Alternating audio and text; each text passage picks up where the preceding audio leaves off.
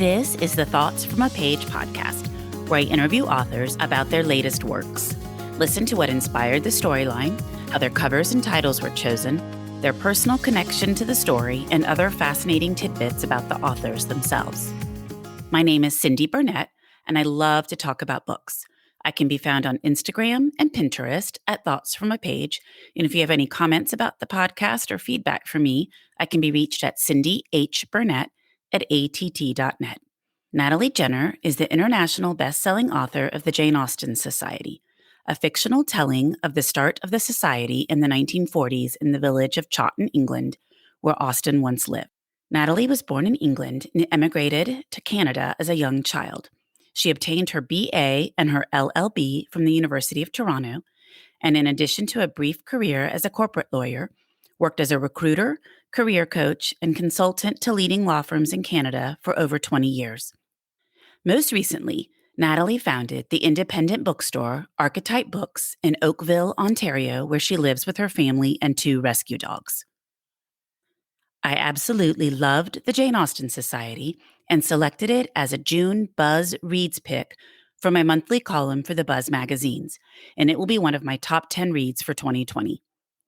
Thank you so much for listening, and I hope you enjoy the show as much as I enjoyed interviewing Natalie.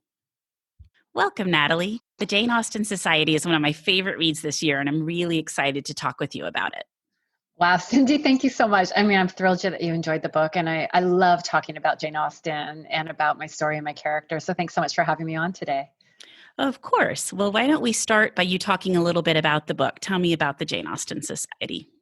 The Jane Austen Society is a very fictional account of a group of villagers in the real village where Jane Austen lived for the last 10 years of her life.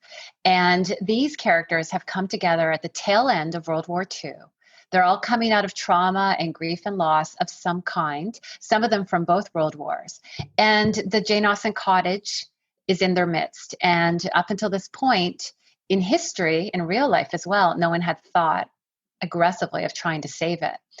And that did end up happening with the start of the real Jane Austen Society in May of 1940. It took them about 7 years or so before they got enough money together to open it up as a museum. But what I wanted to do was tell a variant of that story through my imaginative lens and make up 8 very different people and explore not just Jane Austen and her cottage, but more importantly, engaging again with life after grief and loss, bonding with people over shared common interests, no matter how different you are, and bonding over love of books, all things that are very important to me. It's a book about friendship and community, and it's a book about trying to find hope even in really difficult times. And it's historical fiction, but it's done with a somewhat different touch, I think, than maybe what people are expecting, because I don't flatter myself as a historical fiction writer. I'm very character driven. So it's very much about these 8 very different people.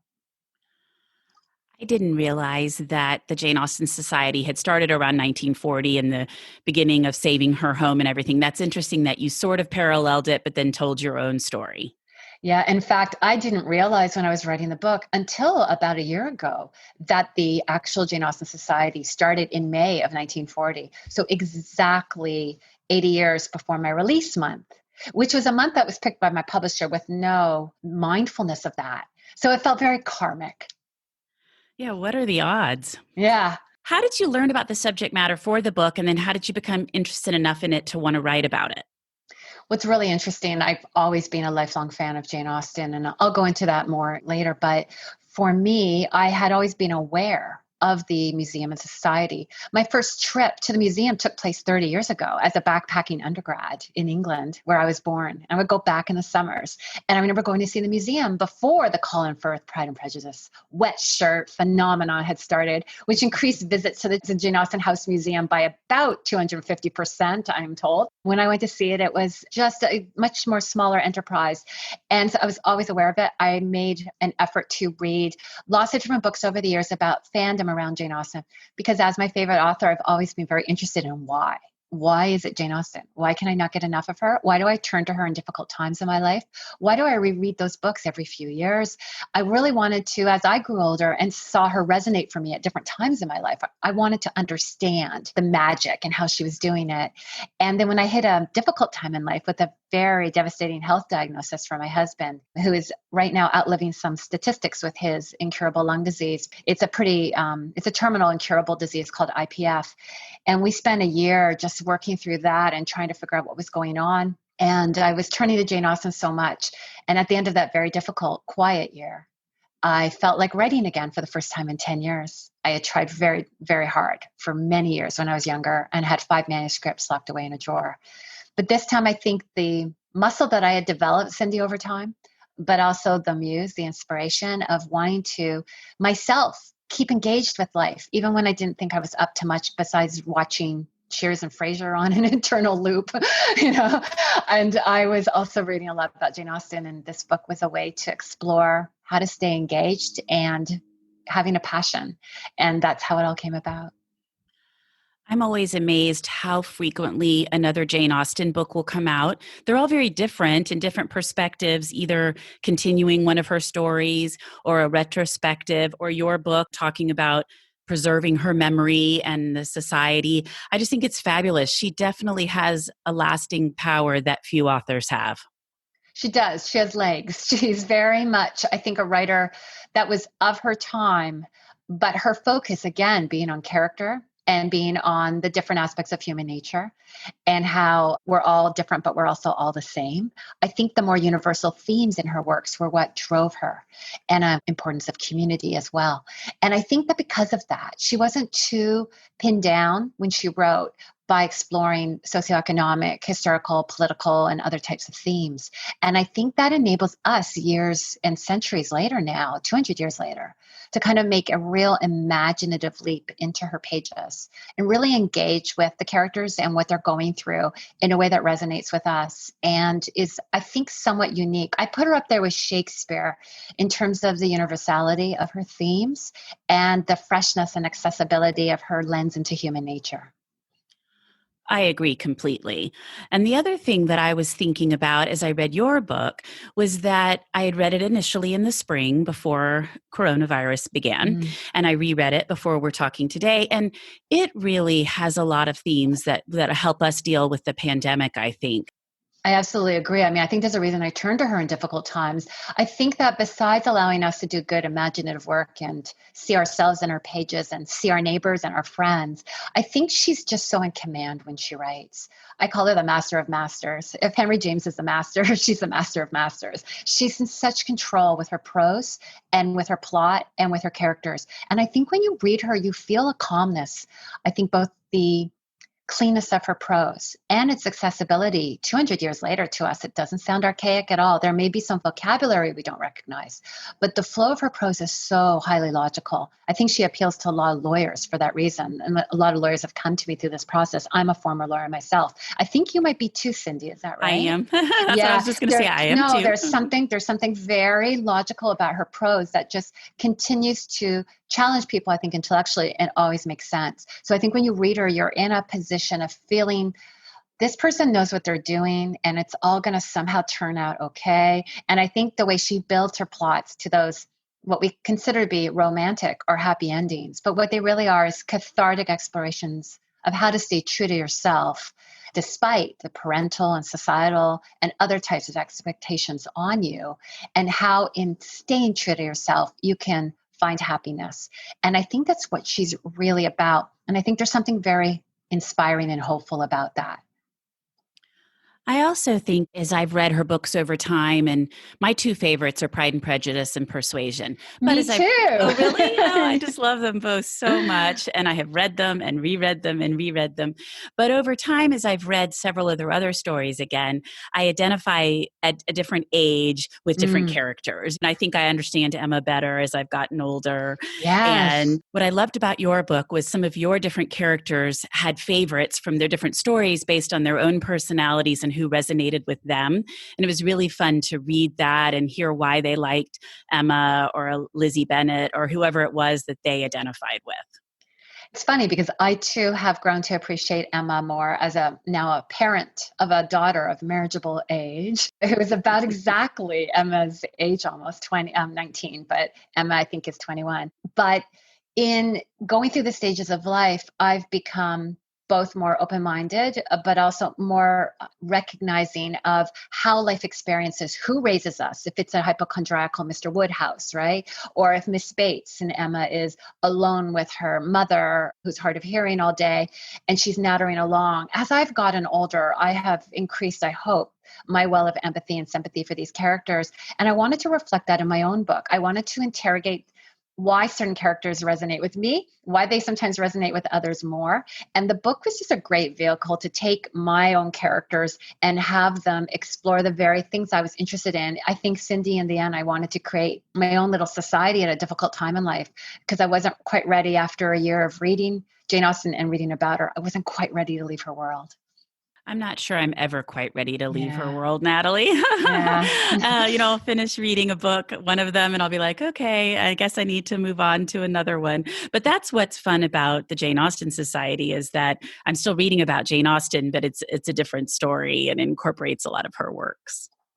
I was very lucky in the way I came to this book because I did unintentional research for a year. But when I sat down to write, I just wanted to, like I said, kind of create a bunch of people kind of banging up against each other and loving Jane Austen and talking about her, but also just dealing with other issues, the kind of issues I was dealing with. For example, when you mentioned the pandemic earlier, one of the things I think everyone's going through and what I went through when my husband was told he might only have a few years left of life, which again, he is outliving so far.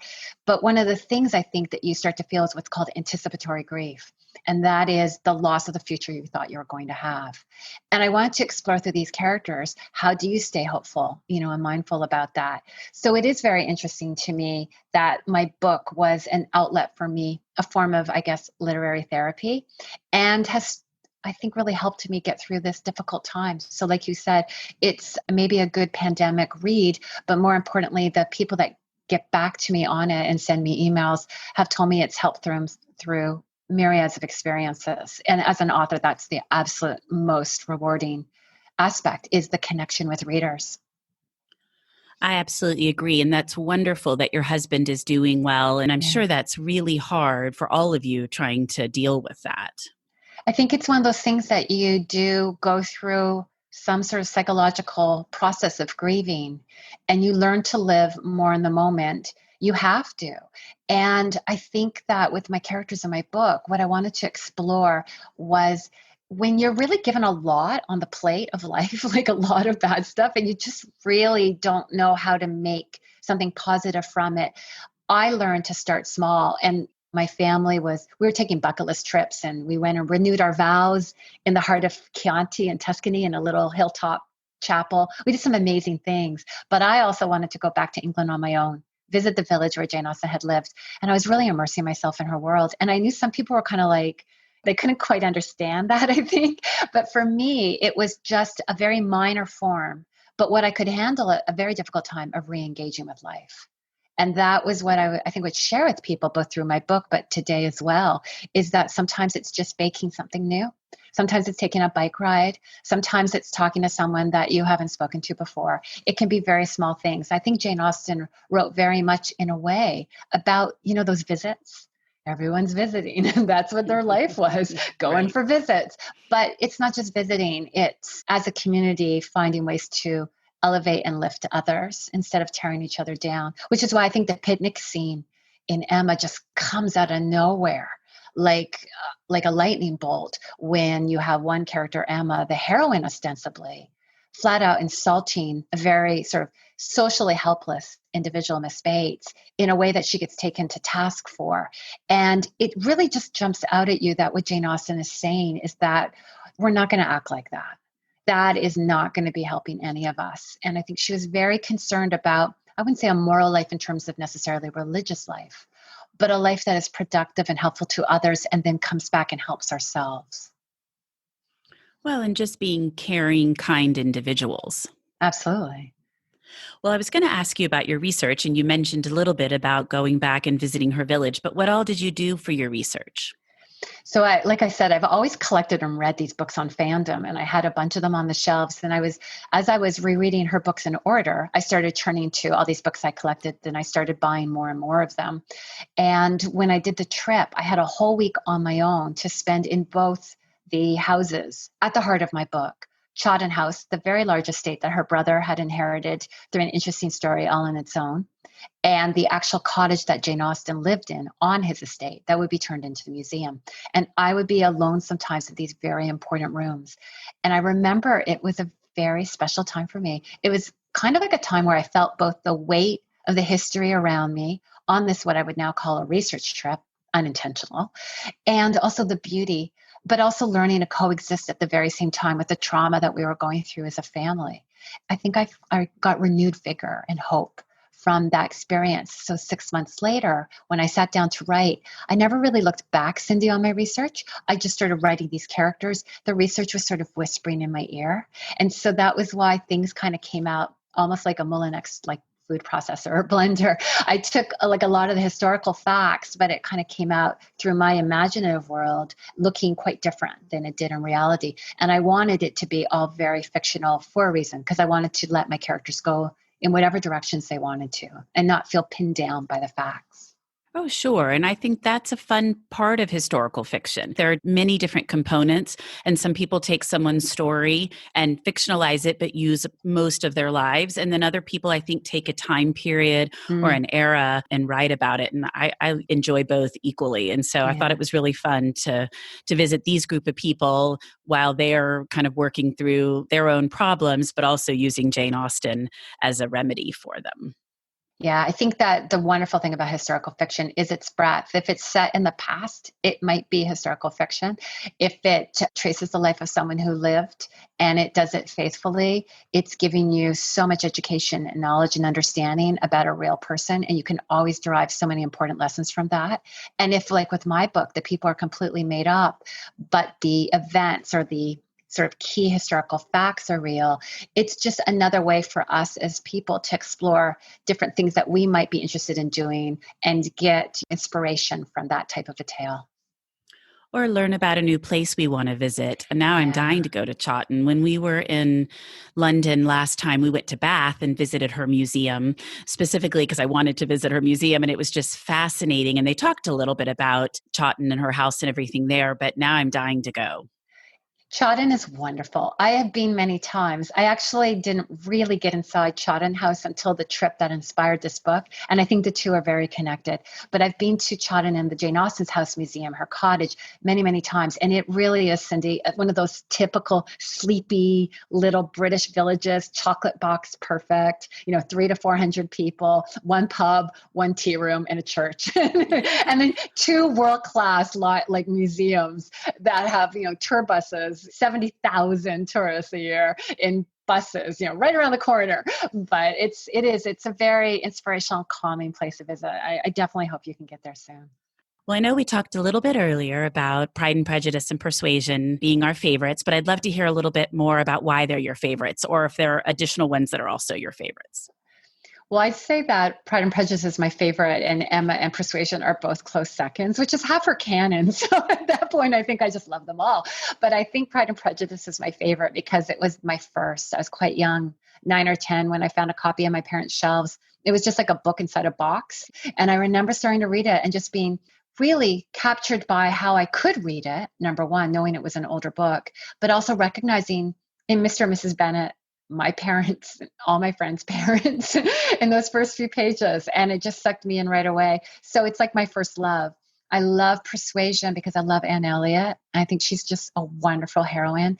I love Captain Wentworth. And she's, 27, 28. And she said no to the sky when she was 19. And she has lived to regret it. And she shows you how you can redirect course and assert yourself to go after what you really want, which is just a really beautiful lesson. I find also as you get into older age, that persuasion becomes, I think, one of those touchstones for living with regret, but also forging on and trying to redirect course. And Emma, I love because I just find it the ultimate, almost like a mystery book.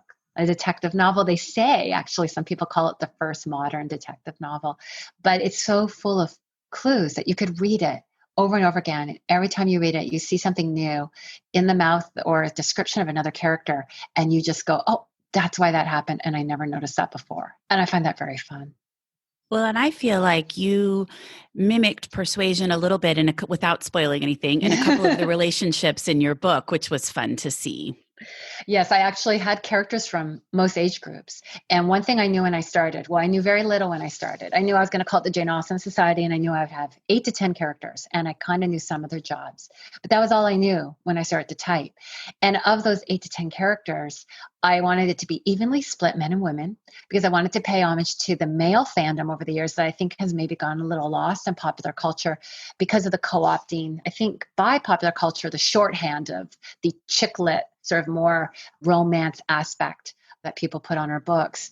And I wanted to explore people at different stages of their life. So as I wrote the book, I was noticing that almost half the characters were in their late 40s. And originally, some of them were well into their 50s. And because of that, I think I was also able to interrogate in her books how her books are resonating with different people at different stages of their life. So I have characters in their teens, 20s, 30s, 40s. And so that was actually a little purposeful now, looking back on it. Well, I agree on Anne Elliot. I just think Yeah. that's such a beautiful story, and Yeah. you just root for her the whole time. And I just think Jane Austen really built the whole relationship and the suspense and the drama beautifully in that book.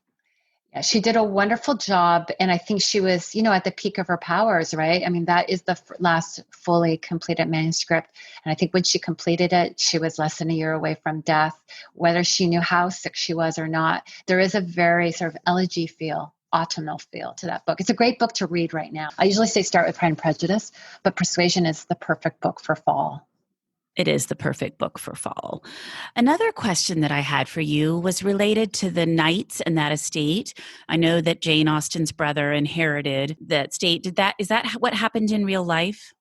Yes, and it's interesting, but centuries ago, with the landed gentry trying to pass their estates down through the one child, the single eldest heir, and that would usually be male. Although in the Knight family, there were women that had inherited the estate. But what happened is that the knights that adopted Jane Austen's brother were childless, and they needed an heir to pass the estate on to. And they adopted Jane Austen's brother when he was 12, and he eventually would be changing his name to Edward Austen Knight. And that's how he came into all this wealth when Jane Austen and her sister certainly did not. And they were quite dependent on the largesse of their 6 brothers, and they were all of varying incomes. But Edward, through this adoption process, inherited several estates, Godmersham Park in Kent, and this estate, Chawton in Hampshire. And this real life family that continued to pass it down is still with us. And they actually are very involved with the Jane Austen Society in England. And they have sold a 120-year lease to Chawton House on the estate, but ultimately are the owners and the custodians of this very important legacy, both in the town, but then globally. These are difficult things that we don't maybe understand quite as much in North America, the toll it takes on families who inherit these huge British estates that are acres and acres of land, and the upkeep of homes that are older than our countries.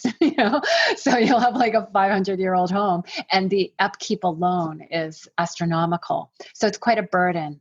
And that's something I want to explore in my book. So I completely made up the Knight family, though, after Edward Austen Knight. It will pass through 4 or 5 generations of knights. But Frances and her father being born in 1860, that entire storyline from 1860 onwards is completely made up by me. And there's no resemblance at all between the Knight family members that I'm talking about from 1860 onwards and the real life people that are doing such a good job of keeping her legacy alive. I wondered about that, and I figured that's probably what had happened. But yes, I can't imagine if you inherited something like that now and trying to keep it up. That probably was brought to the forefront for more Americans with Downton Abbey. You inherit all this land and a house, but there's nothing to run it with. It was interesting because Downton Abbey was actually one of my things I was watching on a loop in my quiet year when we were dealing with my husband's medical challenge. And I remember very much thinking I was just going to write a book about a group of people trying to save an old estate house. And it wasn't until I went to my first Jane Austen conference in Philadelphia for my 50th birthday. I took my daughter along, and Whit Stillman, the film director, and several other people were talking about persuasion. And wouldn't you know, Cindy, the theme was grief in persuasion. And I came home, and I remember, my daughter distinctly remembers, I just looked up one day and I went, no, I'm going to write about a group of people trying to save Jane Austen's house. Because in that moment, I think at this conference, I actually diagnosed myself, I believe, with anticipatory grief. I hadn't understood that that was what I was really struggling with. It's not a very common term, although it's more common now, sadly, because of everyone's fears with the pandemic. And all those elements fused, the year of research, the Downton Abbey, also home real estate shows, HGTV, all those things kind of came together in that moment. Well, I'm glad they did.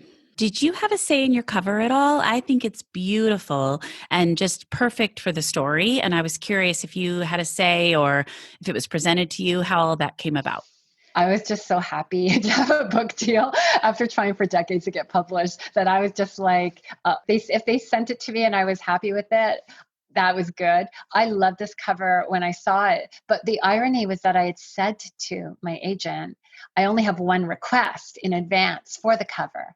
And that is that I didn't want to see the back of someone on it because as a former independent bookstore owner, as well as a lawyer, I'm very familiar with the different genres and the marketing machine. And I was like, I don't know if that's my book and I don't know if I want that. And then when I sent it through to me, and I remember literally, Cindy, clicking on the PDF and going, oh my God, there's 5 backs on my covers. I was like, are they trying to kill me? You're like, I said I didn't want it back. Maybe they took me like I didn't want one back, one back, but 5 will be okay. But it was funny because the more I looked at it, the more I fell in love with it. And I fell in love with the fact that they are banded together and that they are facing both the thing they're trying to save, which is the cottage, but they're also facing the future, this big, beautiful blue sky, those beautiful Rembrandt-esque flowers in the corner that give it this really gorgeous symmetry. And also I get a little emotional saying this, but it's the first and kind of really, except for the audiobook, time that my characters have visually been brought to life for me by somebody. And there's something really wonderful now when I look at them. And it's like, see, Dr. Gray, Francis, Evie in the middle, and then Adeline, and then Adam. I am very much in love with my cover. I love that. I love that they're linking arms. And I hadn't really thought about that looking to the future, but I like that they were looking at what they were saving. But I now I will also think about them looking to the future. And I like that. Yeah. Well, are you working on anything at the present that you would like to share with me? I am. I just finished the first draft of my next book and it's in with my agent. So fingers crossed, I can tell people kind of confidentially that it is going to take place in London, England, about 4 or 5 years after Jane Austen Society. It's set in a bookshop as a former indie bookshop owner. And I believe that you are affiliated with Murder by the Books. Is that right? That is right. I was going to say, because I also work at an indie bookstore. I love stories that take place. Store. Yeah, no, I love your store. And it's actually going to follow Evie after she graduates from Cambridge. It's my scoop. So don't tell anybody, listeners. I love that. So you'll have Evie and her story will continue and it'll be in a bookstore. That's awesome. Yeah, it was so much fun to write. I really spent the summer enjoying doing events, supporting the Jane Austen Society and supporting bookstores all over North America. But I was also able to spend the mornings in my writer's shed writing a new story. And it just felt pretty calm. It was a really lovely summer for me, despite the fact that we really can't leave our house because of my husband's lung disease. So being able to write during this time was just such a godsend. And I feel very lucky. As you were doing all of these online events, did that help at all as you were writing your story, as you kind of interacted with different bookstores and the way they do different things?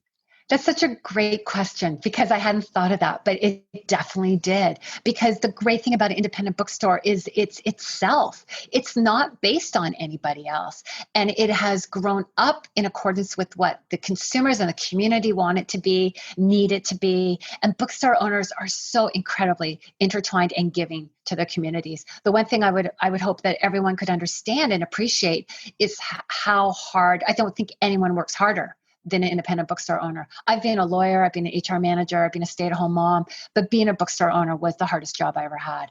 You're just working constantly to stay on top of things that you know your customers will love. And there's so much always coming at you. And very much when I was writing, I wanted to explore how a bookstore distinguishes itself, how it survives, how it might thrive even in difficult economic times, but also how challenging that is. So that's a great question. I was amazed when I started working at the bookstore how many books actually come out. I mean, I have read my entire life. I read a lot. So I kind of felt like I had a pretty good handle on it. And then I started there and people would be asking about authors I was not Yeah, familiar with, and we'd get all yeah. these books in. So I think you're exactly right to try to stay up with whatever is current, the trends, but also just the sheer volume of titles that are out there, and picking and choosing among them has got to be very hard. And I think it's been so much work during the pandemic for all these indie bookstores to try to pivot online and then just keep everything going. I really feel for how they've had to adapt the day by day. And I do think that, first of all, it's thousands of books that get released a week. My book was very lucky because it hit the national and international bestseller lists when it was released. And up in Canada, I think it stayed on the bestseller list for over 3 months for our Canadian fiction bestseller list. And that was purely, Cindy, through word of mouth and hand selling by bookstore owners. And these are people who our bookshops didn't really even open until the summer up here. And I am so indebted to bookstore owners across North America who put my book in people's hands over the phone or in a window or in new and creative ways, knowing they weren't going to get the foot traffic. I can only thank them. I just don't know where I'd be otherwise. I'm very grateful. Well, first, that's very exciting. Congratulations. And so well earned because the book is fabulous. But I also, second, agree. People will talk about buying on Amazon. And I'm like, you need to support all these indie bookstores that have the knowledge. And just like you're talking about the hand selling, and you just can't beat that. You can't. And you have to say to yourself, well, I'll save $4 on Amazon. But if my bookstore will now do curbside, pickup or home delivery, if it's going to cost, another $4 or $5, that's a cup of coffee. If I do that and I keep that bookstore in survival mode through this difficult time, and then we can all celebrate together when we can all go out and about and we can all be in bustling bookstores again, we're going to want those shops to be there. So I just really encourage people to think about I know it's hard for everyone, but whatever they can spare to keep the bookstore going, it's never been more important, I believe. I completely agree. So, on that note, that would lead me to my next question. Tell me about some other books you've read recently that you really like that people can pick up at an indie bookstore. So, there is a great nonfiction book that I finished and did an event with the author for a library up here in Canada, actually. It's called Sigh, Gone. So, it's a play on the name from the city in Vietnam. And it's by Phuc Tran. And he is a Latin high school teacher and tattooist in Portland, Maine. And it's the account of immigrating to Carlisle, Pennsylvania when he was 2, the end of the Vietnam War, and his experiences growing up in America. And it is a heartrending, incredibly raw, honest, but funny, wonderful book for anybody, especially like me, who grew up in the 80s and 70s. All the pop culture references are in there. I love this book. It just won the New England Independent Booksellers Award for the Nonfiction Book of the Year, Cindy. It's so wonderful. And I also really love an incredible book about living with grief as well, by Diane Zinna, called The All-Night Sun. It was just longlisted for the Center for Fiction Novel Prize for 2020. It is a wonderful book about a 28-year-old adjunct professor who has a friendship with a girl, a foreign student from Sweden, and a midsummer that goes very awry. And it's a fantastic book. And then finally, there's a book coming out in October that I would highlight for you, especially for Murder by the Books as well, although it's not got a murder theme. But it is a fantastic book called Cuyahoga, and it's by Pete Beatty. And these are all debut authors. But Cuyahoga is about 2 rival towns on either side of the river in Ohio. And it takes place sort of in Paul Bunyan times. So well back, first half of the 1800s. And I call it the Coen brothers meets William Faulkner. So. Well, Cuyahoga caught my attention because I'm a huge REM fan, and they have a song entitled that. And so that was the only other time I've ever really heard about the river. And so I saw that and I was like, okay, I need to check that book out. So good. Well, all 3 of those are great recommendations. And I just can't thank you enough, Natalie, for joining me today on the Thoughts from a Page podcast. It's been a delight to talk with you. Thank you so much, Cindy. I had a blast, and stay safe and well. And again, thank you so much for all your support of my book. It's been wonderful. Thank you so much for listening to my podcast. If you like this episode, and I hope you did, please follow me on Instagram at Thoughts from a Page. Tell all of your friends about the podcast and rate it wherever you listen to your podcasts. I would greatly appreciate it. Natalie's book can be purchased at Murder by the Book, where I work part-time, and the link is in the show notes. Thanks to KP Regan for the sound editing, and I hope to see you next time.